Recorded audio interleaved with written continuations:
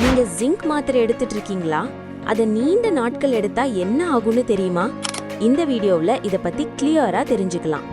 Zinc உடலுக்கு ஏன் தேவைனா, உடல்ல நோய் எதிர்ப்பு சக்தி அதிகரிக்க, காயம் சீக்கிரமா ஆற, உடல் வளர்ச்சி மற்றும் உடல்ல ஏற்பட்ட பாதிப்புகளை சரி செய்யறதுக்கும் ஜிங்க் ஒரு சிறிய அளவுல மட்டும் தேவைப்படுற தாதுவாக இருக்குது.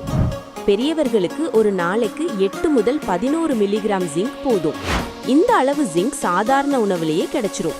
ஜிங்க் இருக்கிற சில முக்கியமான உணவுகள் கோழி இறைச்சி, மீன் மற்றும் கடல் உணவுகள், முட்டை மற்றும் பால் பொருட்கள், பருப்பு வகைகள், நட்ஸ் மற்றும் முழு தானியங்கள். இந்த உணவுகள்லயே நமக்கு தேவையான ஜிங்க் கிடைச்சிரும்.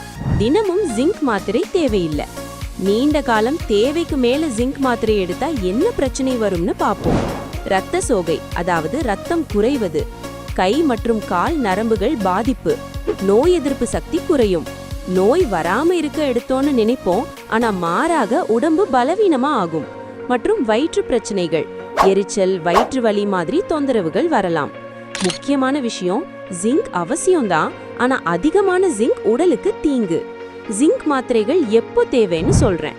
சில குறிப்பிட்ட நோய்களில் மட்டும், அதுவும் மருத்துவரின் கண்காணிப்பில் தான் ஜிங்க் மாத்திரைகள் தேவைப்படும்.